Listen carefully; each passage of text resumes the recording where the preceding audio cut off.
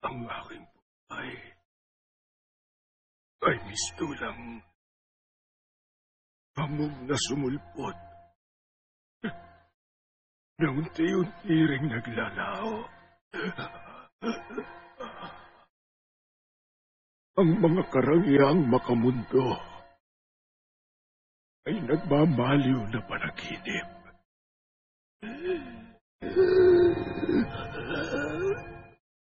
Aking ama!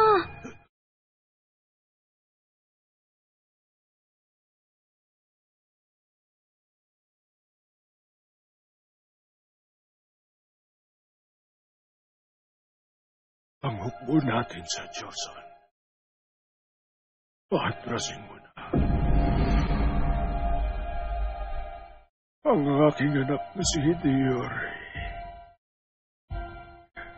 Alagaan mo siya ng mabuti.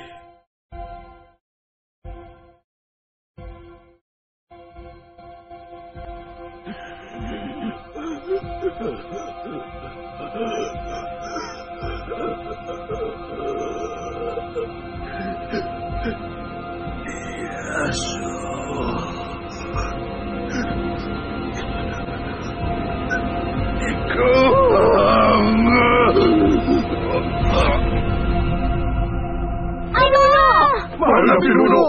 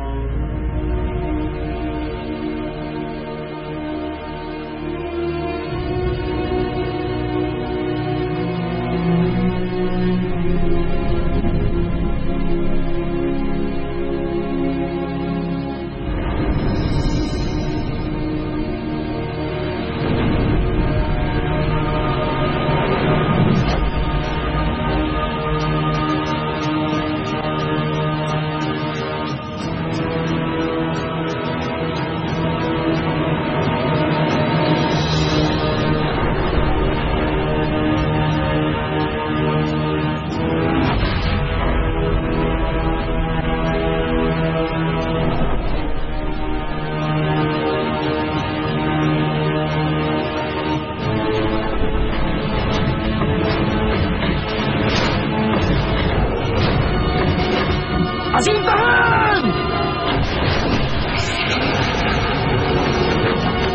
Mga kasama! Napakarami nila!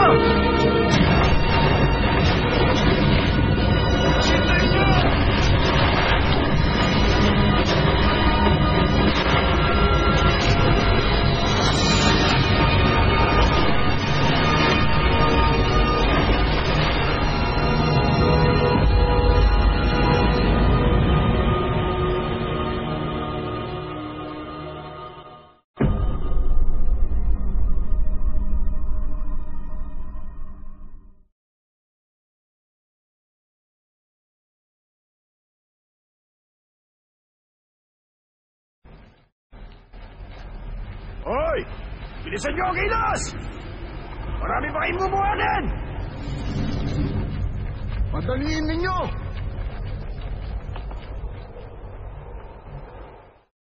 Kumilos na kayo! Tulungan niyo sila!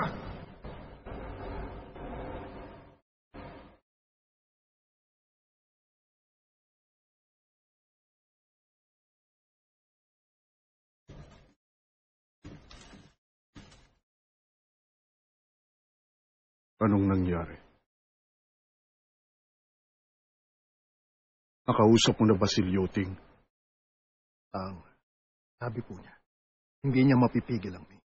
Makipag-usap na lamang daw po kayo kay Commander Chenlin. Sinabi niyo yun? Sa palagay ko po, Hindi tayo basta-basta dapat magtiwala kay Liuti. Mahal na pinuno. Pagkatapos niyang tanggapin ang lahat ng panunuhol ko, gaano pa karami ang mga gamit natin? Sa kalagayang ito, mga 5 araw na lang po ang itatagal ng mga yon. Ayon sa mga kawal, kakain na sila ng mga bangkay kapag wala pa ring rasyon sa araw-araw.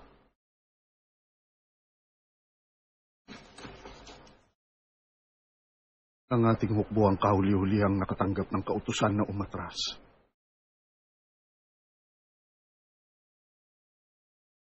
Mukhang hinahadlangan ni Ieyasu at pinatatagal ang aking pagbabalik.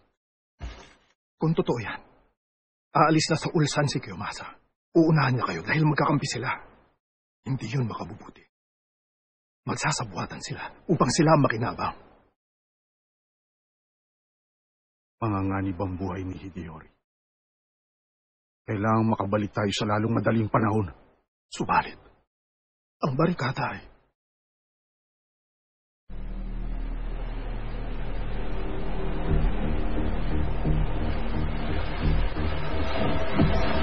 Kumanda! Kumanda sa pagsasanay! Nagleeg ang hukbo ng Wei mula Namhe patungong isla ng Changson. Dito rin nagtitipon-tipon ang pulutong ng Wei na nasa Kosok. Tumatakas na ang kalaban sa rehiyon ng Gyeongsang. Ngunit, pagtitibayin nila ang kuta ng Yegyo upang buwagin ang barikada natin. Hindi ganun ang balak nila. Nakatitiyak ako ron. Pagmasdan nyo na mabuti yun. Ilang araw nang umuusok ang babalang apoy ni Konishi. Subalit, walang dumarating na tutulong sa kanila mula sa hukbo ng Wei. Patay na ang pinuno nila, tumatakas na ang lahat ng kanilang mandirigma. Ganun na nga. Si Konishi ang dapat mangamba, hindi tayo. Tama ang sinabi mo. Dahil nakapwesto ng maayos ang barikada natin, wala siyang ligtas. Wala na siyang magagawa kung hindi ang sumuko sa atin. Nagkakamali ka. Hindi magiging madali ang katapusan. Si Konishi, 7 taon niyang pinamunuan ng madugong digmaan.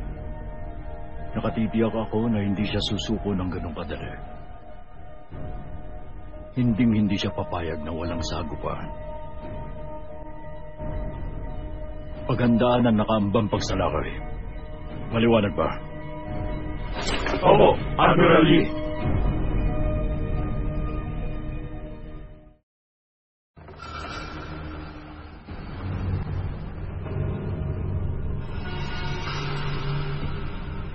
Bigyan niyo kami ng daan upang mapayapa kaming makatakas. Tanggapin niyo at linggin niyo ang pakiusap ko.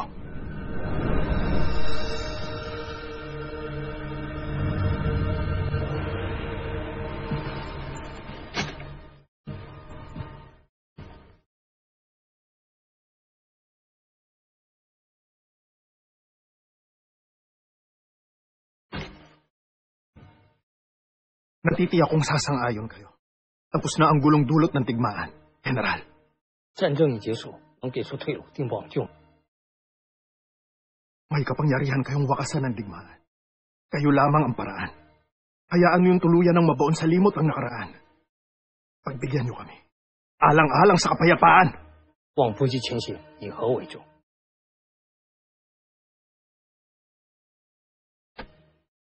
此话意味着，我哋反省自己所犯下的恶行吗？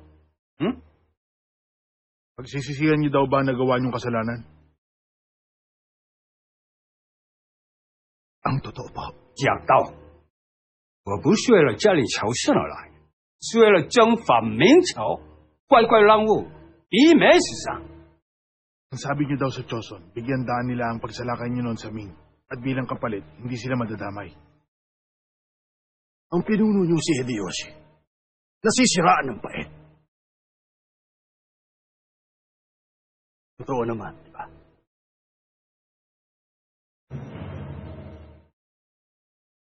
Wala po kaming ibang hangad kundi ang kapayapaan. Wala akong nabanggit tungkol sa pagsuko.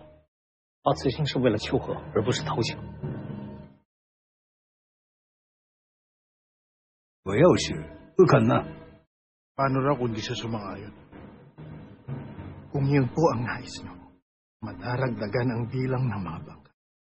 Nasa inyo. 像上回一样，我军也会产生伤亡。